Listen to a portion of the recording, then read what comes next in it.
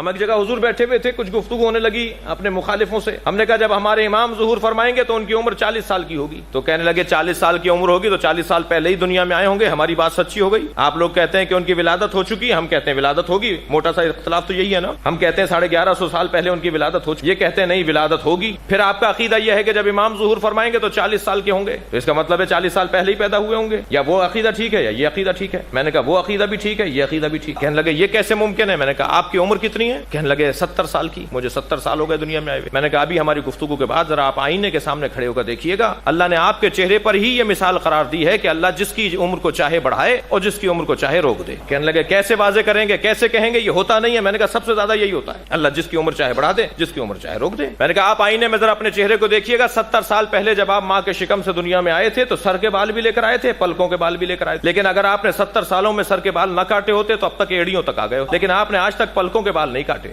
سر کے بال بڑھ کر بتا رہے ہیں اللہ عمر بڑھاتا ہے, پلکوں کے بال رک کر بتا رہے ہیں اللہ عمر روک دیتا ہے. عمریں دونوں کی برابر, عمریں دونوں کی ایک ہے, عمریں دونوں کی 70 سال ہے. ایک کی رکی بھی ہے, ایک کی بڑھ رہی ہے. اللہ چاہے کسی کی عمر کو بڑھا دے, اللہ چاہے کسی کی عمر کو روک دے. بڑھاپا طاری نہ ہو. بھائی کیوں امام کی عمر رکی رہ جائے گی, ایک اور دلیل لے لیجئے. بات میرا موضوع یہ نہیں تھا لیکن اچھا لگ رہا ہے ایک دلیل اور دے. کیوں 1150 سال والا شخصیت 40 سال پر رکا ہوا ہے. کیوں؟ اس لیے کہ امام زمان کہتے ہی اسے ہیں جس پہ زمانہ اثر نہ کرے.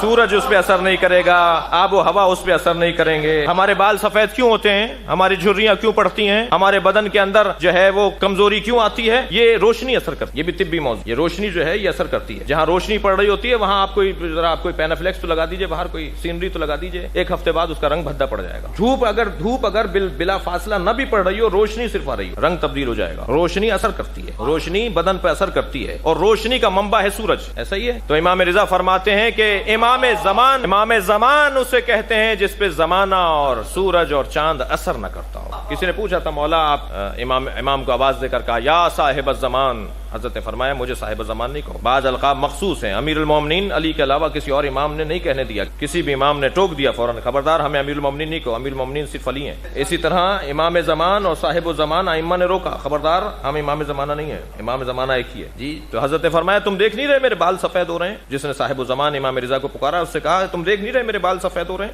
میرے بال سفید ہو رہے ہیں, اس کا مطلب ہے سورج مجھ پہ اثر کر رہا ہے. ہمارا ایک ہی ہے جس پہ سورج اثر نہیں کرے گا, وہ ہے امام زمان.